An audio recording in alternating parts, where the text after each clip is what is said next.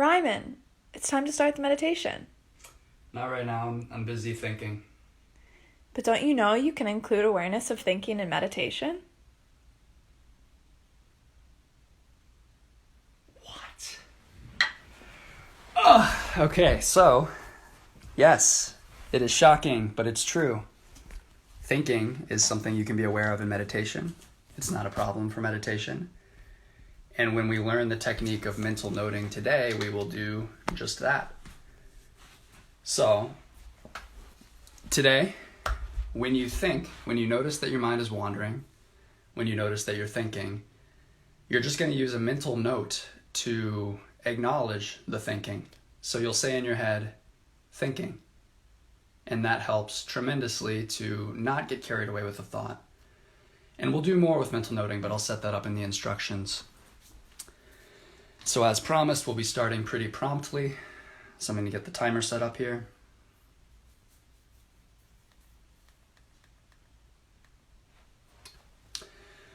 All right. So go ahead and settle into a seated posture. Go ahead and close your eyes and get ready to sit. We're going to go for 15 minutes today. And I'll start the timer now.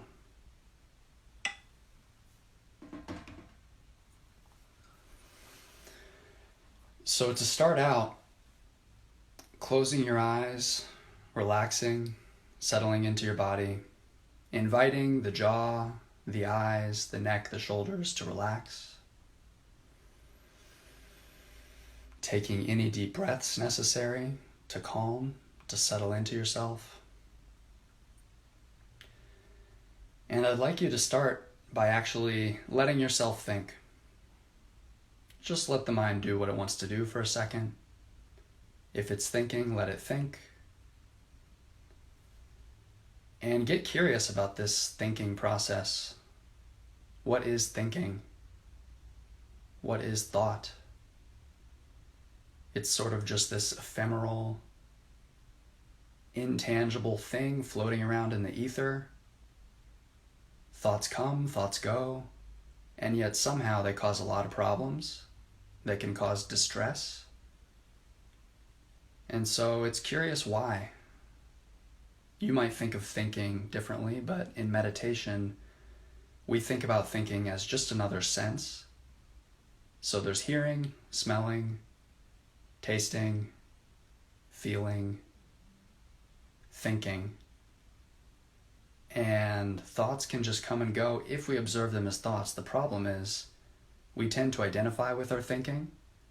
So the other senses, it's easy to just observe them and then they're gone. Thinking, we tend to get wrapped up in the stories and we tend to focus on the content rather than the phenomenon of thought. But by labeling the phenomenon of thought, by saying thinking, we detach ourselves mentally from the thinking. We remove ourselves far enough to observe the thinking objectively, as a witness, as an outsider. And using that label cuts the momentum of just getting carried away in the thoughts.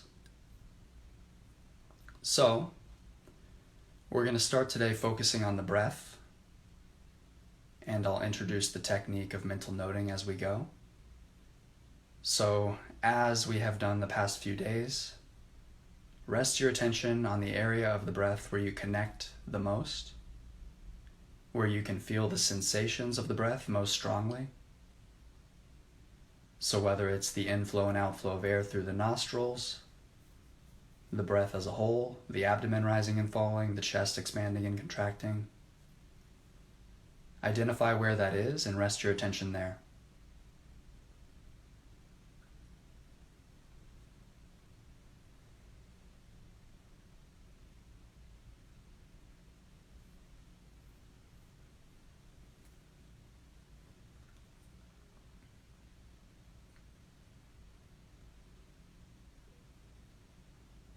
So to begin building some concentration, we can just briefly use the counting technique from yesterday once more. Counting our breaths just once, up to 10. In 1, out, 1, 2, 2, until we reach 10.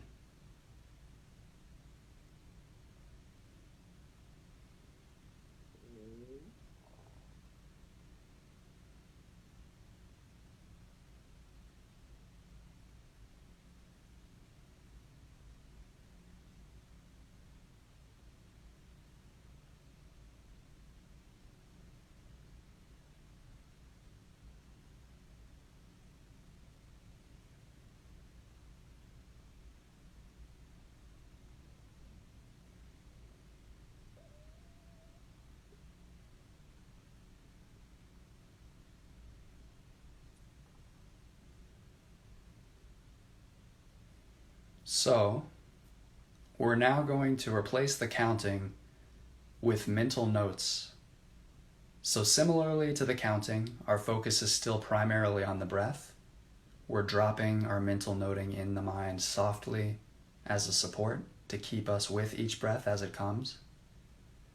And you can use whatever mental notes work for you. Easy would be in, out, just mentally noting in with the in-breath, and out with the out-breath. Depending on where you're observing the breath, you might want to note rising, falling, or some other notes. It's really not important what words you choose, but so long as you have mental notes that can keep you with each in-breath and each out-breath. And the mental note thinking. So our vocabulary is limited today. It's just 3 words: in, out, and thinking.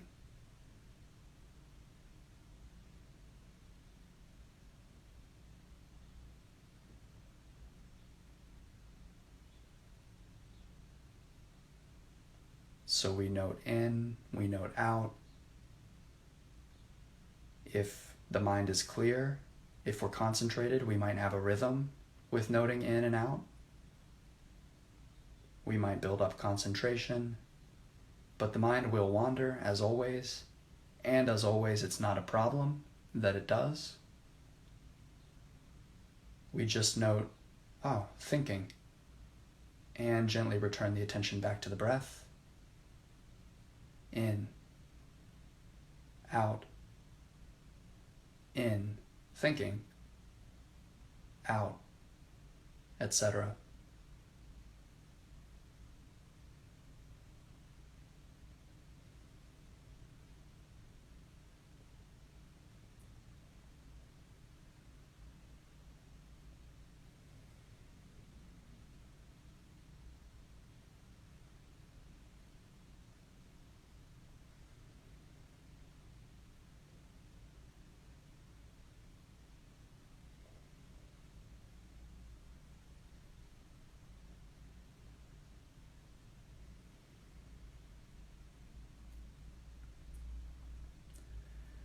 Very, very possible the mind reacts to this activity by calling it boring. And very possible you're feeling bored. So if you're feeling bored, we often think about boredom as an external issue, not having something stimulating enough to do externally. Instead, try to think about boredom as an internal issue, an issue of attention. How engaged are we with what's happening? And how much can we accept what's happening? Can the breath be okay? Can it be fine to just be with this breath? Can we actually lean in and notice more of the breath? Notice the start of the breath, the changing sea of sensations over the course of the breath, the end of the breath, the pause between breaths. We're not mentally noting all of these things. We're mentally noting in and out. But the things there are to notice go far beyond the mental notes. And you can think of breathing really as just a continuous process. There's never any point in this breathing process where it's not happening. and there's always something to notice.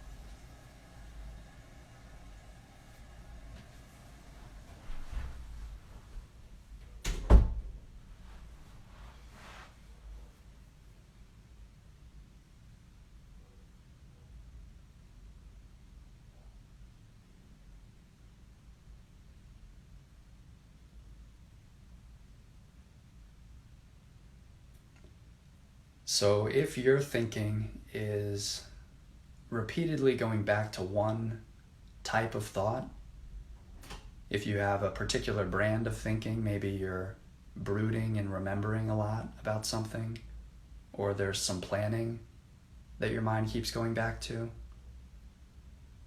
thinking about your to-do list for today, feel free to expand your vocabulary and specifically note that. So you can note planning, remembering, fantasizing, imagining, fearing, analyzing. Or you can just stick with thinking,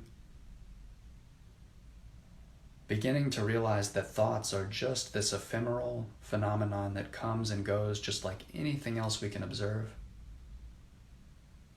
They have just about as much power as we give them to cause us distress, to take us away, and to undercut our mindfulness, the mindfulness that we're building each time we notice the breath, each time we note in, out, and each time we notice thinking, say thinking, and gently return the attention back to the breath.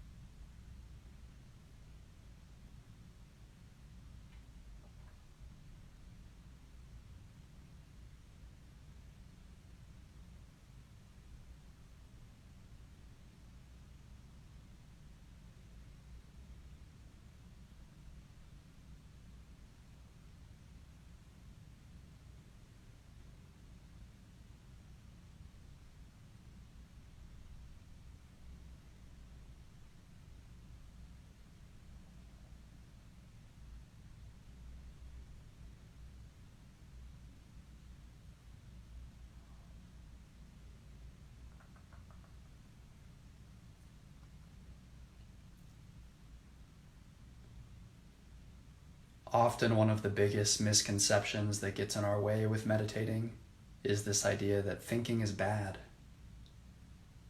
that thinking is our enemy. Thinking is no more bad than smelling, tasting, hearing, feeling, etc. Seeing, although there's not too much to see if your eyes are closed. The only reason we tend to think thinking is bad is just because it's so sticky. It sucks us in, unlike these other senses. But by cultivating this ability to actually just see a thought as a thought, to watch it come and watch it go, and label that process thinking, it's very liberating, and it can give us the space to not think about thinking as bad, but to include it in our practice, because ultimately anything can be included in this practice. In meditation, if it's in the way, it is the way. So whatever's happening in your experience is the way. It's the thing to notice, to know where your attention is, to label it thinking, and to gently return your attention back to the breath. So I'll give you this last minute plus to work with mental noting, to be with your breath, and to make the best of the time left. I'll let you know when we're wrapping up.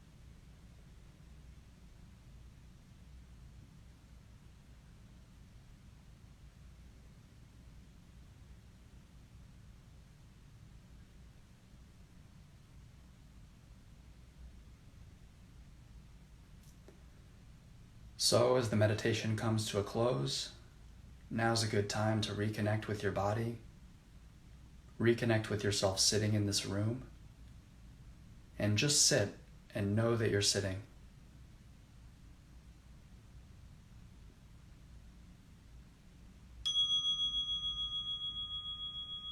And when you're ready, you can open your eyes, ending the meditation, but not ending mindfulness necessarily. So mindfulness is something we can take with us as much as possible into our lives, into all our activities. Sitting with our eyes closed is an easy activity to know what we're doing, to be present. And social media, Instagram Live, is a harder activity to be present. So a lot of the things we do, it's hard to do them and know that we're doing them, right? We just end up doing them. And it's kind of emblematic of thinking. We're thinking, and it's possible to know that we're thinking and just be aware. But we tend to get lost in the thoughts. We tend to get lost in the TV. We tend to get lost in the comments. And so this practice is cultivating an ability in an easy situation, sitting with our eyes closed, to just know what we're doing, be with what is, and as much as possible we take that ability into everyday life and into asking whatever questions you've got and interacting on this wild thing we call Instagram Live. Spencer, did I miss anything in the first 4 minutes? I accidentally slept in. Yeah, you missed, setting up what we were doing potentially. So each of these is going on Instagram TV. You'll be able to watch it back, see anything you missed. Do this whenever you want. And let's see if we've got any questions. Can listening to music while meditating be counterproductive? So we got a question about music a few days ago. And it's an interesting topic. Actually, I just was experimenting yesterday with some sound-based meditation. I like to try, all sorts of different meditations, see what's out there. And there are guided meditations with sound that can be effective, they can be relaxing. And there are techniques with sound, like sound healing, that can be very healing in and of themselves. But for the practice of mindfulness, it's usually best not to have any music, to just focus on whatever is going on, whether that's a background noise or a smell or a sight or whatever comes in through any sense door, a thought. And we don't want to necessarily favor any sense door or create any stimulus, because we're going to have plenty of stimuluses as it is. We're going to be thinking, we're going to be hearing stuff, even if it's just the white noise in the room. We're going to be feeling bodily sensations, feeling the breath. So we don't want to add more to notice. It's about simplicity. Does it help with easing ADHD? Yeah, for sure. I think in some sense you could say that most people in 2020 are dealing with some symptoms of ADHD, some type of low-level ADHD, just by virtue of our technology. Of course, it's not all the same as the actual condition, but even with the actual condition, it can help it's basically attention regulation, right? So attention, we know, is this thing through which we perceive literally everything. Everything we do and say and absorb is through attention. And yet it's this very unstable force. So whether you have ADHD or not, you find when you start meditating that attention is this incredibly unstable force. It's all over the place. And to actually control it and to say, I want it to rest here with the breath is a lot easier said than done. As you've probably seen so far, it's not easy to just be with the breath and not have anything else come up for a few minutes, not get lost in anything else. So that's why it's a practice. That's why it's a gradual process, but it does help for sure in that gradual process over a long term with attention with ADHD. All right, let's see. I got here right as counting ended. Okay, well that's not a bad time, but yeah, do go back and check it out from the beginning if you missed anything. Putting our focus on ourselves and our thoughts so we can put our energy back into the world. I like that, yeah. If you're just dispersing your energy reacting to stuff, you're not building anything up in yourself, you have nothing to give. You have to give from a place of fullness, right? So that's why I'm not on Instagram Live 5 times a day, dancing for you all, taking my shirt off when trolls in the comments say I should, right? Because I have to do what I want to do, what I believe in life, share what I think is valuable, and give that from a place of fullness. So it works very similar for metta, for the practice we're going to do tomorrow, which is a practice of loving kindness, sharing goodwill, sharing love. It's something I struggled with actually for a while in, the ability to really be connected with others and to love. And a lot of the struggle related to my feelings about myself. So going inward and cultivating energy, cultivating self-love. There's a saying that, it's very hard to love other people if we can't love ourselves first. And I think it's true. So tomorrow we will start out the metta by wishing goodwill toward ourselves. Then we'll extend it to others. It'll be great.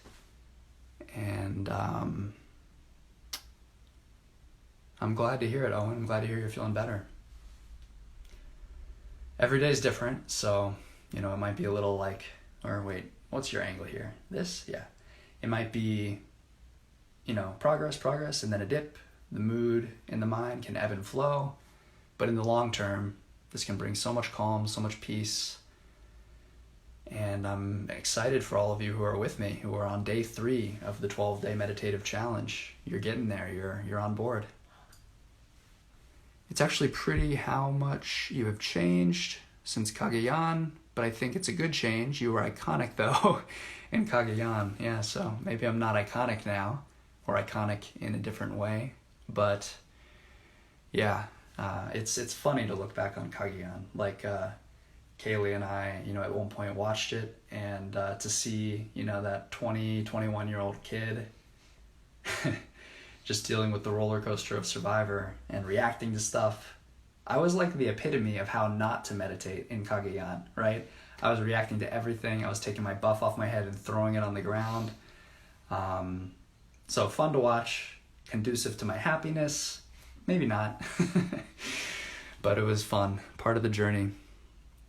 If you're really busy and have no time for meditation, you need it most. Yeah, that's wise words, Tina. There's a saying that if you don't have time to meditate 10 minutes, you should meditate 20 minutes.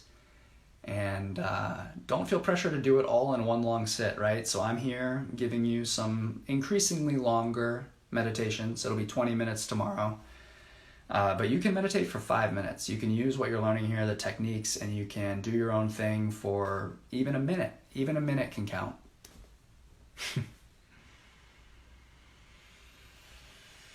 We had a question about chanting. So chanting is a powerful practice, actually. It's not something I'm going to cover. It tends to work best in the group element when you're all in person in the same room. But I did some chanting on, my retreat this past fall in the 3 months. And over time, initially I thought it was corny, but as we kept going, there really is something to it in getting to parts of your subconscious mind, your emotional brain, that don't necessarily connect with what I'm doing here. This is all intellectual, cerebral ideas, thoughts, right? It's the prefrontal cortex. But when you're singing, when you're chanting, when you're in the moment with a group of people sharing the vibrations that are their voice, there's a power to that. Like Sanskrit is the language from which a lot of teachings come. and I mean also Pali. But Sanskrit is a unique language in that it's the only language that was sung. It wasn't just spoken. The actual message was conveyed through the vibrations of singing words. And I think there's something kind of beautiful about that in thinking of our voices as these vessels of, carrying dharma, carrying wisdom, carrying our perspective, carrying our truth. And to be able to share that, there's some sense in which chanting allows you to share that in a way speaking doesn't. Have I tried lucid dreaming? It's something I've tried to do for 2 years. And do I have any tips? Yeah, so lucid dreaming is pretty awesome. I've never specifically, explicitly tried to lucid dream, but I have lucid dreamt a bunch of times, and especially when I'm on retreat, especially when I'm doing this work, it happens a lot more. This stuff dissolves the barrier between the conscious mind and the subconscious mind, and dreaming reflects what's going on in the subconscious mind. Excuse me. To the conscious mind. So when you lucid dream, you're getting some reflection of things going on under the hood, things going on in your subconscious mind. And it can be a powerful practice. I've had insights while lucid dreaming, and if you want to lucid dream, I would start just by getting curious about your dreams. The first step is remembering your dreaming, so you can start a dream journal.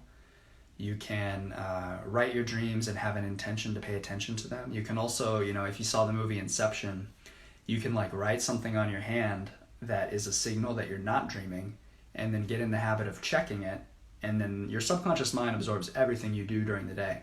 So it'll register the fact that you're doing that, and then it increases the chance that during your dream you do that, and you suddenly realize you're dreaming.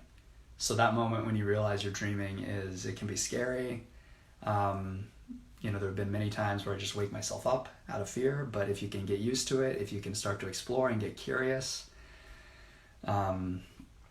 it sounds really corny and hokey, but one of my first experiences on this path was when I was 13, lucid dreaming, and I had watched a video about lucid dreaming, and this guy said, he was talking to someone who had a strong Christian faith and said, hey, if you lucid dream, you should ask to, get something from God, to ask, what is God all about? And, I thought it was silly, but I found myself lucid dreaming, and I was like, oh, screw it. What is God? And when I asked that, just a blissful, incredibly loving feeling filled me up. And this sense came that said, God is love. And then I woke up. And I mean, hey, it's just a dream at the end of the day, right? But that definitely was a shifting experience at 13. I love this peaceful Spencer. Don't worry, I'm not always peaceful. Is your practice Vipassana? Yeah, my main practice is Vipassana, but what I'm sharing with you, is not just Vipassana. So the counting technique is more of a concentration technique, more of samatha, and we will get to the foundations of Vipassana. This was actually the first foundation of Vipassana. Mental noting is a powerful technique in a lot of insight meditation. And yeah, all right, I think I've shared plenty for today. It was great seeing y'all. I'm loving the love and loving the, however many of you it is who are consistent with this meditation challenge. So onward we go, more meditation to come, and thank yourself for doing this, for taking the plunge, for giving it a try. It's a rare thing to do in this world, and it's a very rare thing to do on Instagram Live, to actually just sit in an Instagram Live with your eyes closed meditating. So very cool that all of you are doing this, and I'm excited to keep sharing it with you, and I'm wishing you a lot of love until tomorrow, when I'll be wishing you even more love when we practice metta. So until then, all the best.